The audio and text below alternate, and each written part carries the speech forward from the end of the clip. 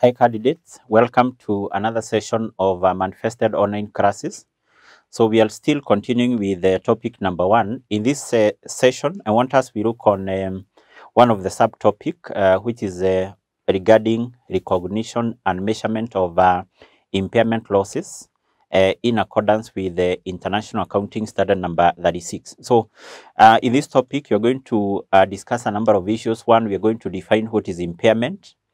Then from there, we look on how impairment is measured and also recognized in accordance with IS 36.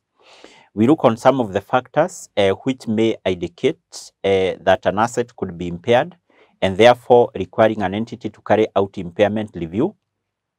And then later on, we are going to look on the determination of impairment losses as far as the cash generating unit are concerned. So, but to start with, we need to define what is impairment. And generally, when we talk about impairment, this refers to the reduction in the value of an asset such that the recoverable amount of an asset is less than the carrying amount, meaning that once the recoverable amount of an asset reduces below the carrying amount, then in such a case, we say the asset is what?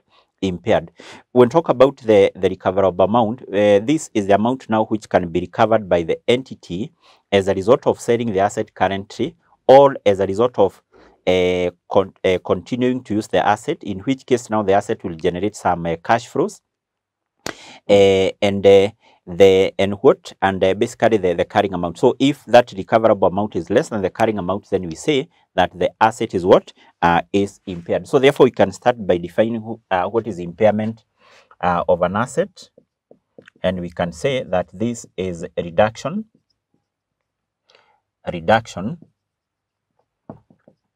in the value of an asset such that the recoverable amount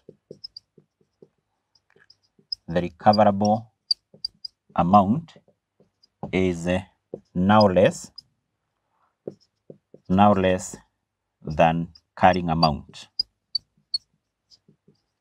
is now less than the carrying amount. So therefore, impairment is whereby the value of the asset will reduce such that the recoverable amount will be less than the carrying amount. So generally, therefore, what is important for you to know is that an asset will be said to be impaired if the recoverable amount of an asset, is less than the carrying amount. So in this case, we have these two terms here which we need to know their meaning, or basically which we need to define. We can start by defining the term carrying amount. So the carrying amount, in other terms, this we refer to it as the net book value, and basically this is the value at which an asset is recorded in the company statement of financial position. In terms of how we determine the carrying amount or the net book value, we take the cost of the asset and then we less the accumulated depreciation. But let's define what is the carrying amount. We have said that this is the value of an asset in the statement of financial position. And you are saying it is the same with the net book value. So meaning that the carrying amount abbreviated as CA or net book value abbreviated as NBV is equal to the cost minus the accumulated depreciation. So that is the definition of the carrying amount and equally the determination of the same. So the other term which we have here is the recoverable amount. And for the recoverable amount, this is defined under IS 36 to be the higher of two values, to be the higher of the value in use and something known as the net realizable value or the fair value less cost to sell. So we can say that this is the higher, this is the higher of two values. So number one, we have the net realizable value, net realizable value. It is also known as the fair value less cost to sell, fair value less cost to sell. So therefore, the net realizable value or the fair value less cost to sell, this is the amount at which an asset can be sold at currently, and then we less any cost which will be incurred by the company in order to sell that asset. For example, for the company to be able to sell an asset, the company may be required to place an advert in the newspaper to be able to get a buyer. So that cost, any cost which will be incurred by the company for the company to be able to sell that particular asset, we refer to that as a cost to sell. So we take the higher of that, or number two, something known as the value in use, value in use. So in this case, when we talk about the value in use of an asset, this is the present value of the expected cash flows to be generated from continued use of the asset, use of an asset, and from its disposal.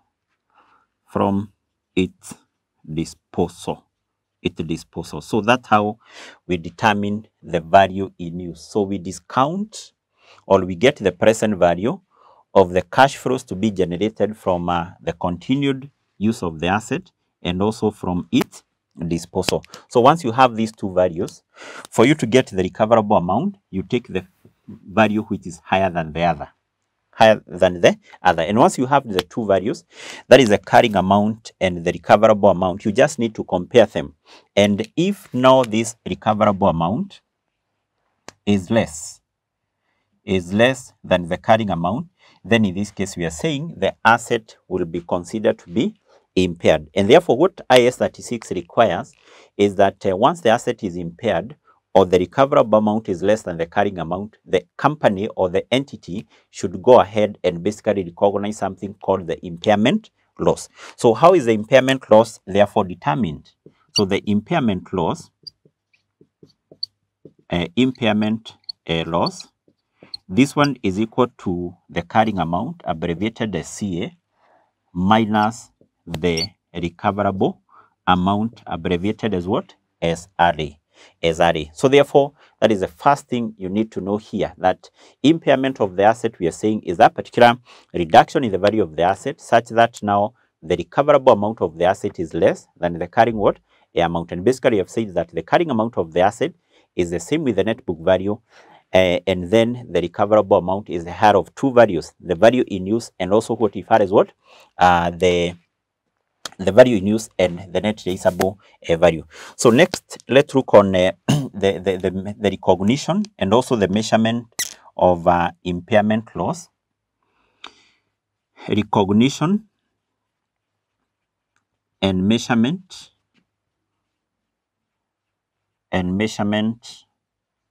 of impairment loss. Impairment loss. So first of all, we talk about the measurement. We are talking of how the impairment loss should be determined, and that is something we have mentioned here, that impairment loss actually is recognized or is determined by taking the carrying amount minus the recoverable amount. But equally, you have to remember here that when we talk about the recoverable amount of an asset, basically we have said that this is always taken to be the higher of two values. Number one, the net traceable value, or number 2, what refers the value in what? In use. The value in use. And the difference between carrying amount and the recoverable amount is the impairment what? Loss. Now, it is also important for me to mention here that IS 36 requires the entity to recognize an impairment loss whereby the recoverable amount of an asset is found to be what?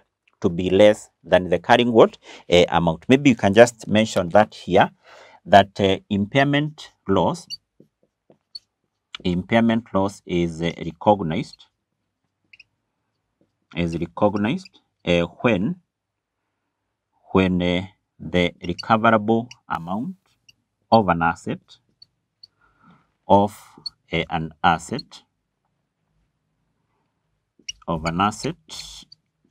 is less than the carrying amount, which is the CA, abbreviated as what? The CA. And in this case, you have said that the amount of impairment loss always will be equal to the carrying amount minus the recoverable amount. Now, this particular impairment loss, which has been determined, how is it then accounted for by the company? How is it accounted for?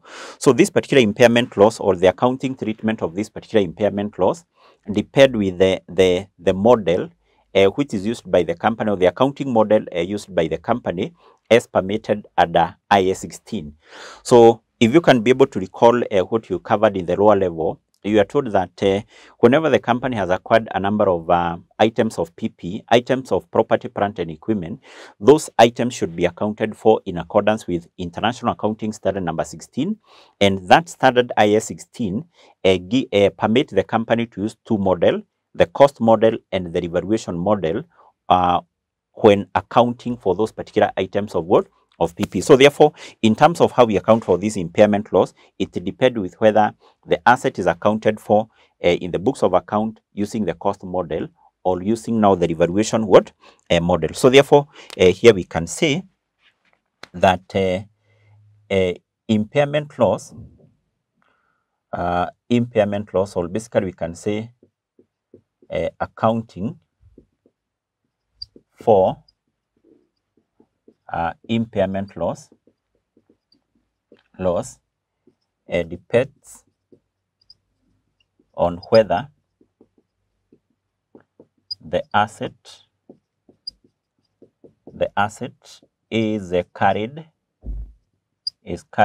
at historical cost or the revalued amount. So in this case, when talk about the asset being carried at historical cost or revalued amount, this means that in terms of how we account for the impairment loss, this will always depend with whether an asset in the statement of financial position is recorded at the historical cost, or basically at the revalued what? At the revalued amount. So first of all, we say that for the assets carried, or we can have this as Roman 1, for assets carried at historical cost. So these are those particular assets which are accounted for by the company using the cost model. So mean that this particular asset in the balance sheet, they are recorded there at what?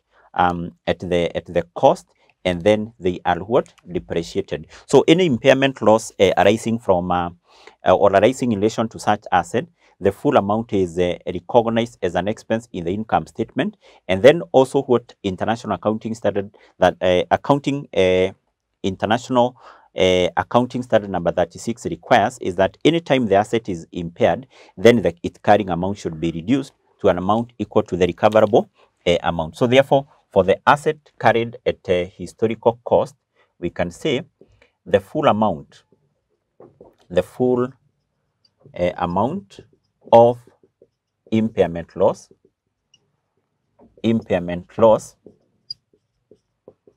is recognized as an expense in the income statement, in the income statement. And how do we account for that particular impairment loss? We debit it in the income statement. By debiting that impairment loss in the income statement, it means that we are accounting for that as an expense, and specifically, that impairment loss should be included as part of the administrative expenses. And then what we do, we credit now the asset account. So, and the reason why we credit the asset account is to reduce the carrying amount of that particular asset to an amount equivalent to the recoverable amount. So that's how we account for the impairment loss for those particular assets which are carried at historical cost. Number two, we have those particular assets which are carried at revalued amount. So we say for the assets carried at a revalued amount,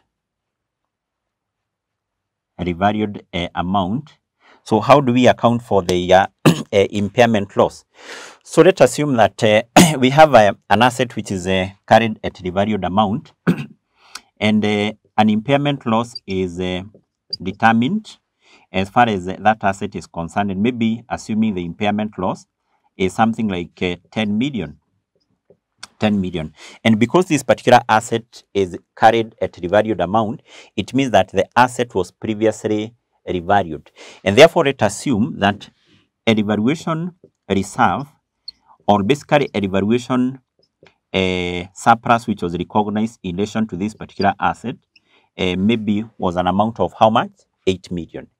So therefore, how do we account for that particular impairment loss of 10 million? So first of all, we say that an impairment loss which is equal to the revaluation reserve will be charged in the revaluation reserve account. So our impairment loss is 10 million. So therefore, impairment loss which is equal to this will be 8 million. So the impairment loss equal to the revaluation reserve is 8 million. And then the difference, which is 2 million, we refer to this as excess impairment loss. Excess impairment what? Loss. So the impairment loss equal to 8 million, we are saying that that one should be charged in the revaluation reserve account, whereas now the excess impairment loss, that is now what we charge in the in the income statement. So therefore, for assets which are carried at revalued amount, impairment loss equal to revaluation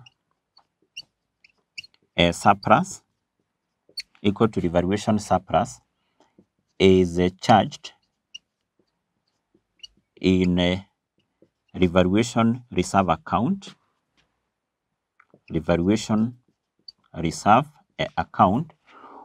while the excess impairment loss,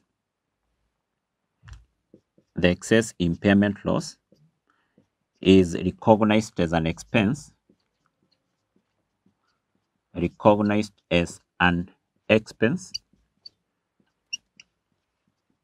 in the income statement. In the income statement. I've given a small illustration there where we have said we assume we have an asset which is carried at revalued amount, meaning that that asset was previously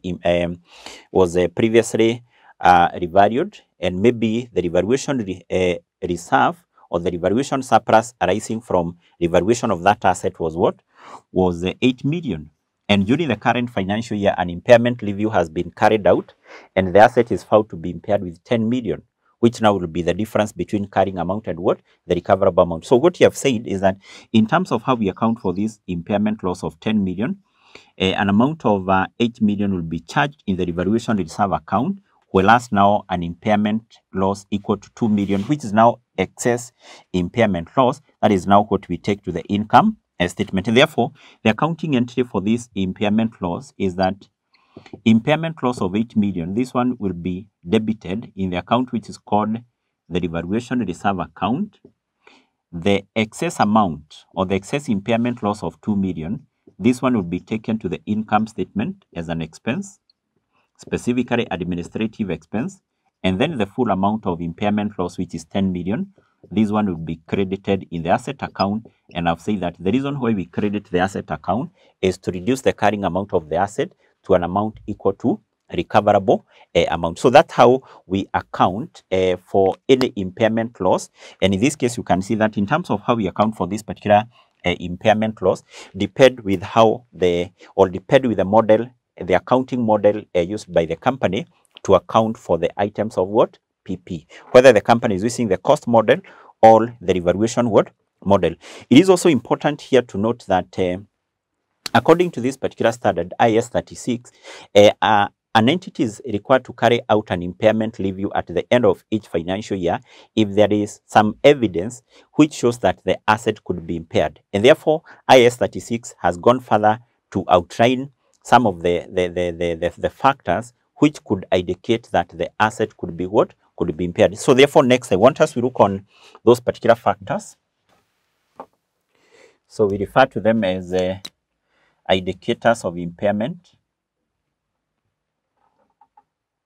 Indicators of impairment, which we are saying are those factors which indicate that the asset could be impaired. And these factors are classified into two categories. We can start with the internal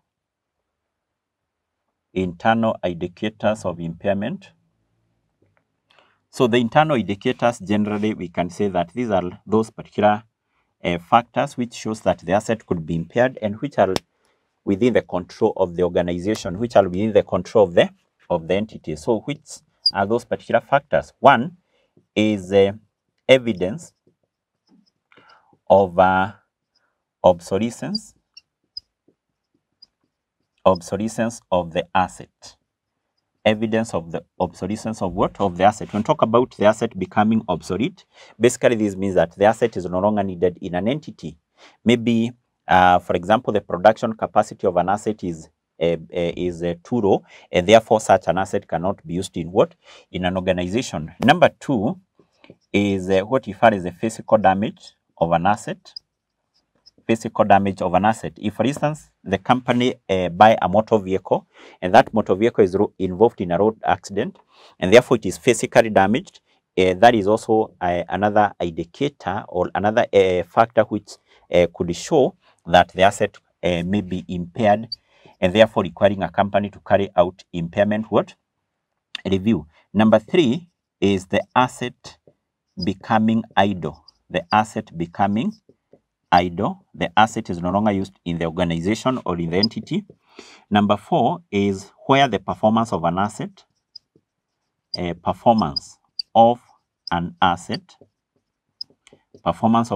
being worse, worse than what was previously expected. Maybe the company had acquired an asset and the company had some expectation regarding the performance of that asset, but now the asset is performing worse than what was initially anticipated. So that is the other factor which shows that the asset could be impaired. So the other one is the plan, a plan to do what? To dispose. A plan to dispose of an asset. To dispose is basically to sell an asset. Plan to dispose or sell an asset before the previously expected date. Before the previously expected date.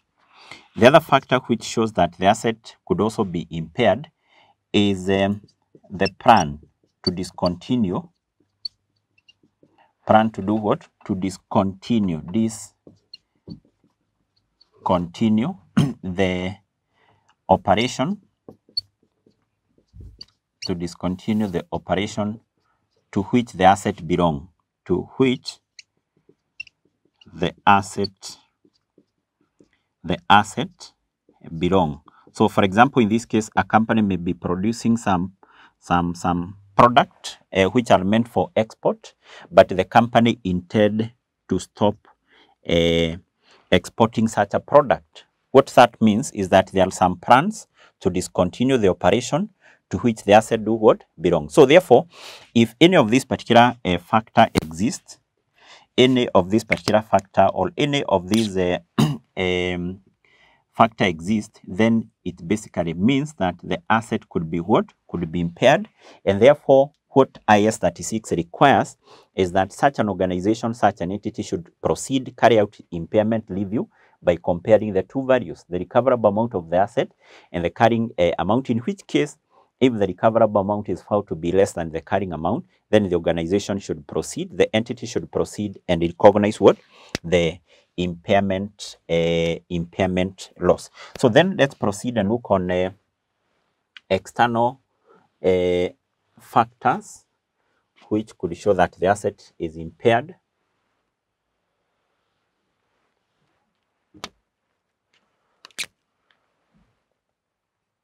So external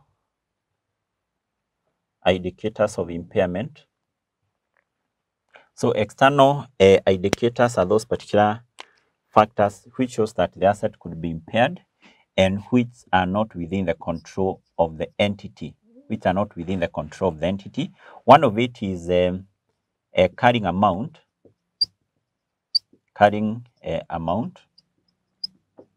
of entities' net assets,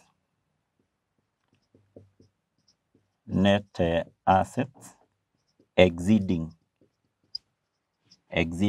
market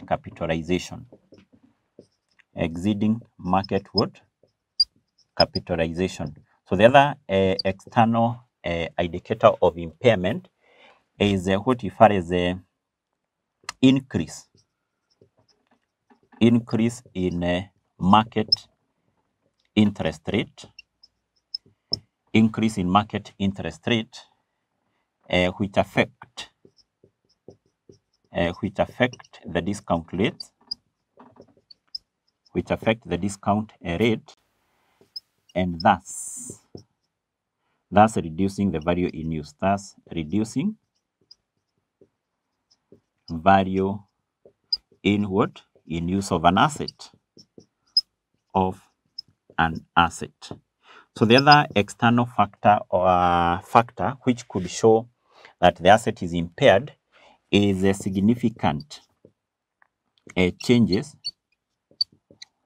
in the technological, legal, or economic environment with the adverse effect. Basically, when we talk about adverse here, we are talking of unfavorable effect on the entity.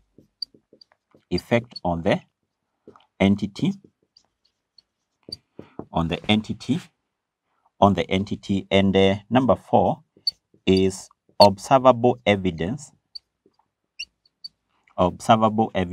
that the value of the asset, observable evidence that the value of an asset has reduced during the current period. So all these are external factors which could indicate or which could show that the asset may be impaired. And therefore, what you have said is that International Accounting Standard number 36 requires that anytime any of this particular factor exists, an organization or basically an entity has to carry out now the impairment review and basically determine whether the asset is impaired. So therefore, it is important for you to note those particular factors. You may come across a question whereby the examiner is requiring you to do what? To outline those particular factors which could indicate that the asset may be impaired. So I want us to look on an illustration question as far as the computation of impairment is concerned.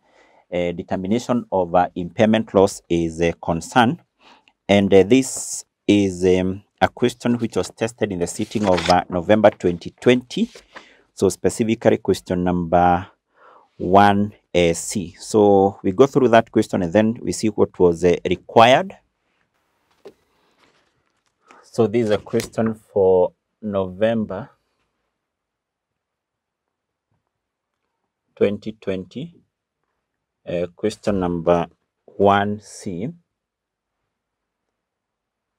Question 1C. So the question reads, ABC Limited own a machine which originally cost shillings 10 million. The accumulated depreciation associated with the machine was shillings 2.5 million as at 31st of December 2019. A mechanical engineer assessed the machine in early January 2020 of 2020. The engineer's report stated that similar damaged machine had sold for shillings 1 million in the recent past. In addition, due to the machine's unique nature, significant advertising cost of shillings 100,000 would be incurred to find the buyer. The machine was not covered by insurance. In the other paragraph, we are told a power surge during the year ended 31st of December 2019 reduced the machine production capacity and shortened its expected life. ABC Limited management accountant estimated that the damaged machine would generate cash flows of shillings 3 million per annum over the expected remaining useful life of 3 years. And then you're told ABC Limited cost of capital is 9%.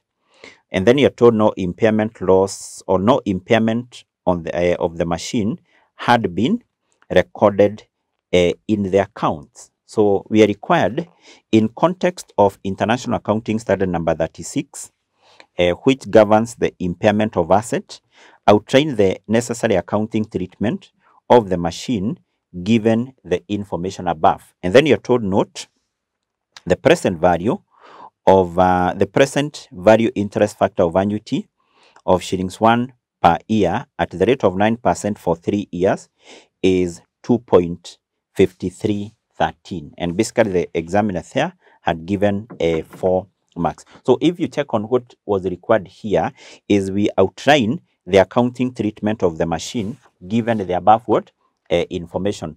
So the first information which is important to us from this particular question is what you're given in paragraph 2 of that question, that there was a power surge, and that power surge reduced the machine production capacity. So basically what that means is that at the end of the year 2019, there was some evidence which showed that the machine could be impaired.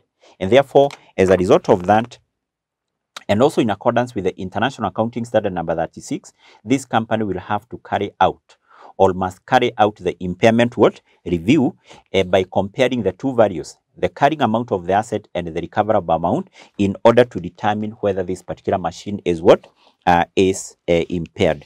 So therefore, this was the expected solution. We say that on 31st of December 2019, ABC Limited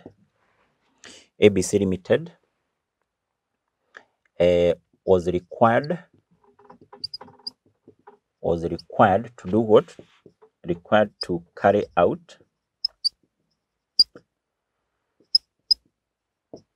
out impairment review in accordance with the International Accounting Standard number 36, since there was evidence that the machine could be impaired.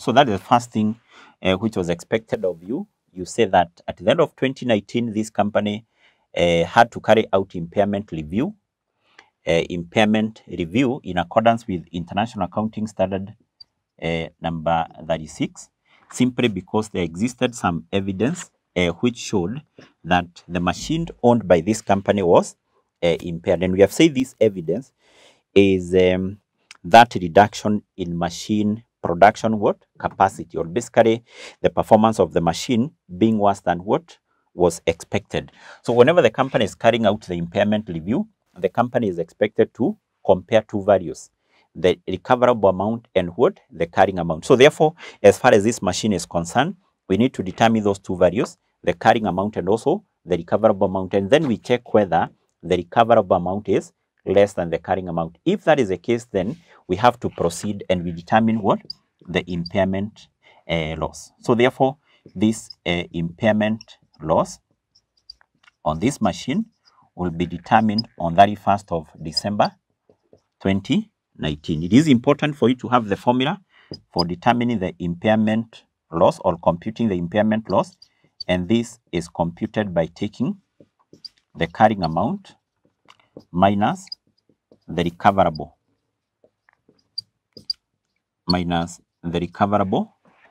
amount. So let's start by determining this carrying amount.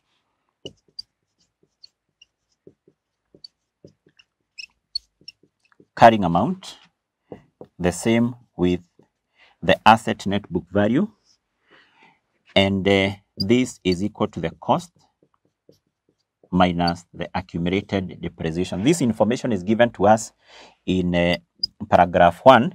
We are told that the cost of this machine was 10 million. The accumulated depreciation was what? Was 2.5 million. 2.5. So that means that the carrying amount, the net book value of this machine at the end of 2019 was how much? Was 7.5. So we already have that carrying amount. So next we determine the recoverable amount. We determine the recoverable amount. So let's have that here.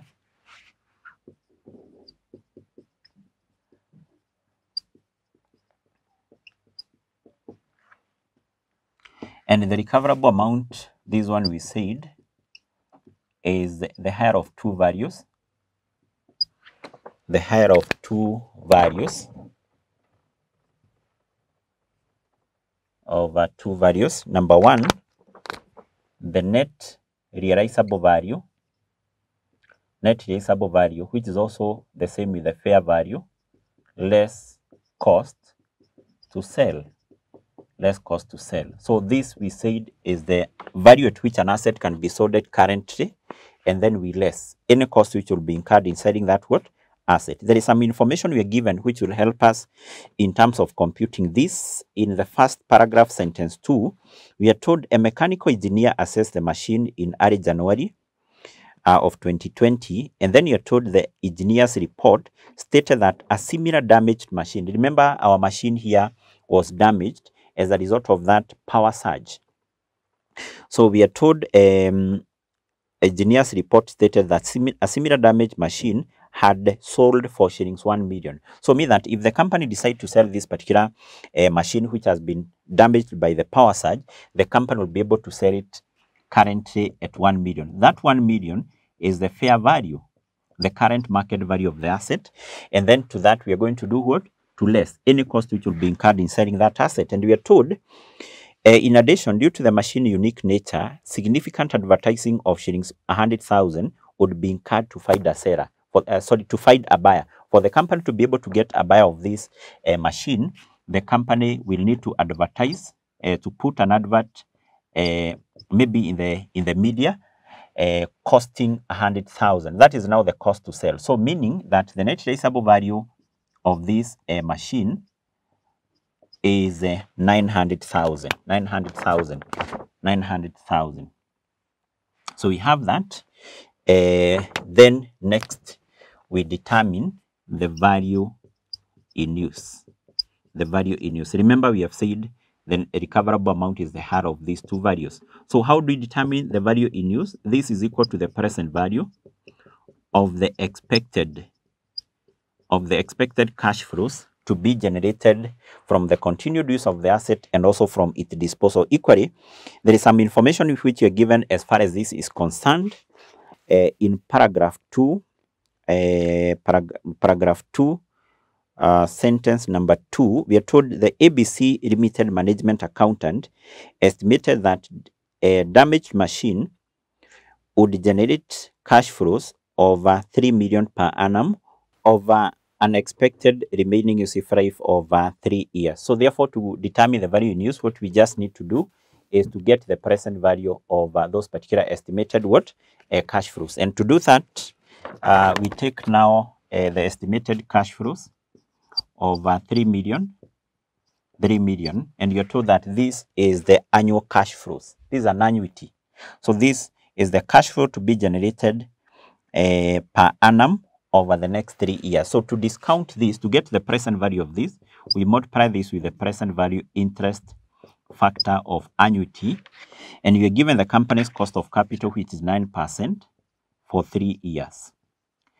And if you go to where we have the requirement, we are given a note there, and you're told the present value interest factor of annuity of shillings 1 per annum at 9% for 3 years is 2.5313. So already we are given this particular figure as 2.5313. So we need to multiply that with 3 million, and automatically that will give us now our what? Our value in use. So therefore, let's get the value in use here, which will be 3 million times 2.5313, and that will give us shillings 7,593,900. So that is now the value in use. So having the value in use, finally what we need to do is we need to determine the recoverable amount. And the recoverable amount, we take the higher of these two values, the higher of those two values. So therefore you can say the recoverable amount of this machine is this one. So this one is the one which is higher than that, is the shillings 7,593,900. So that is the recoverable amount. So what we need to do then next is we check whether our machine is impaired or not. Remember what you have said is that an asset is said to be impaired whereby the recoverable amount is less than the carrying amount. So already we have the recoverable amount here, which is 7,593,900, which is now our recoverable amount. What about the carrying amount? Carrying amount is 7.5 million. 7.5 million. So what we need to do is basically to check is this recoverable amount, is our recoverable amount, this one, is it less than the carrying amount? Is this less than this one? No. So this one is the one which is less than this one. So therefore the recoverable amount is not less than the carrying amount. Which conclusion then do we make? The conclusion here is that this machine is not what? Impaired. Why? Simply because the recoverable amount is not less than carrying amount. So therefore that is the answer here. We say that the machine is not impaired,